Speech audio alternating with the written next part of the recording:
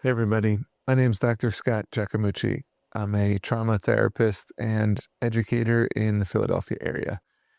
And in this video, I want to talk about what is codependency and how does it relate to trauma?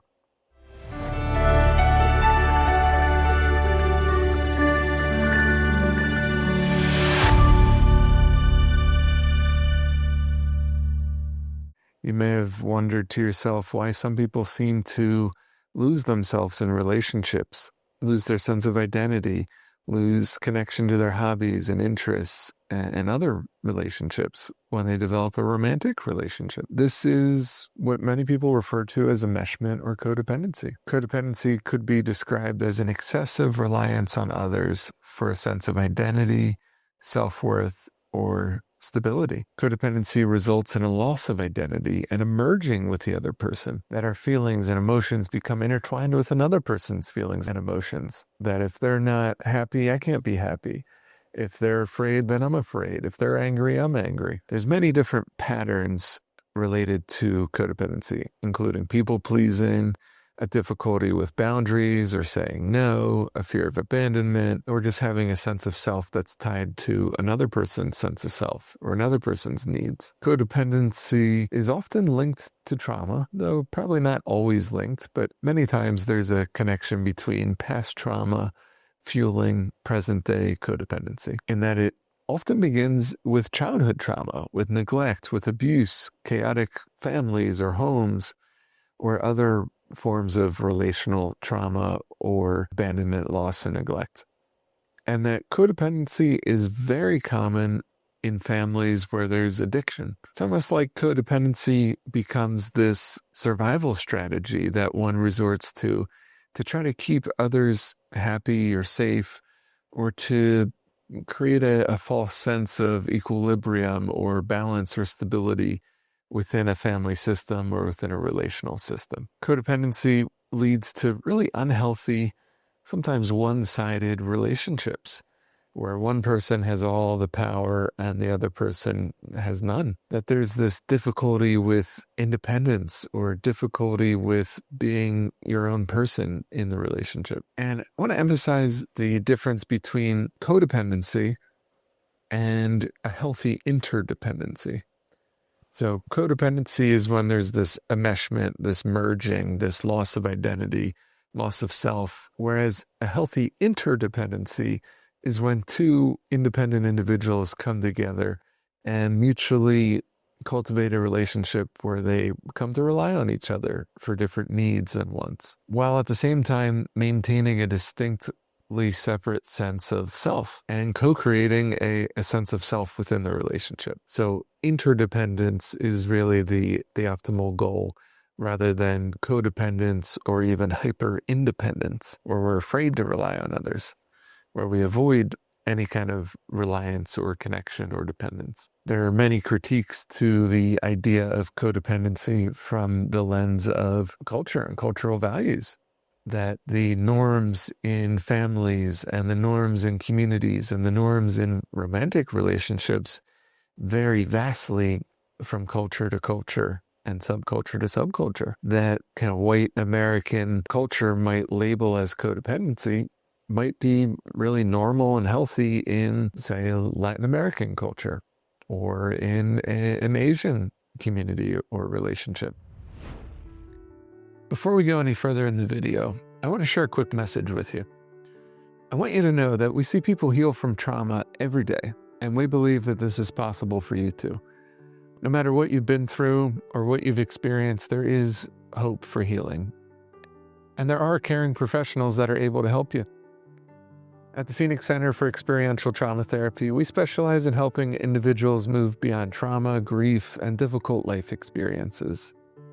We provide in-person therapy in Media, Pennsylvania, near Philadelphia, or online therapy for those in Pennsylvania, New Jersey, and Delaware. We also offer online trauma recovery coaching and professional consultation for clients and professionals around the world. If we aren't a good fit for what you're looking for, we might be able to offer you some suggestions of other trusted colleagues that you could work with. You don't have to try to deal with the trauma or grief alone. Learn more about our services, fees, and therapists on our website, where you can also schedule a free intake call and start your trauma therapy or recovery coaching journey with us. All right, back to the video.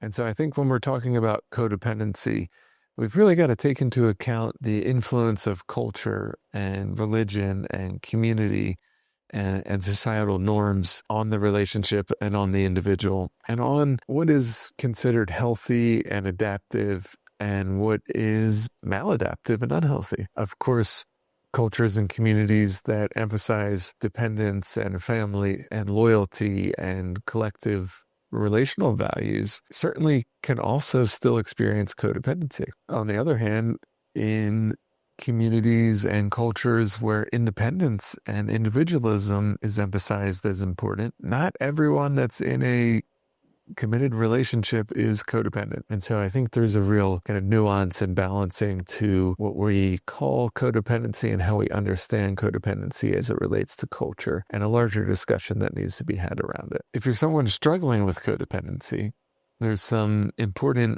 pathways to healing and aspects of healing to consider. Maybe the first and biggest is about reclaiming a sense of self.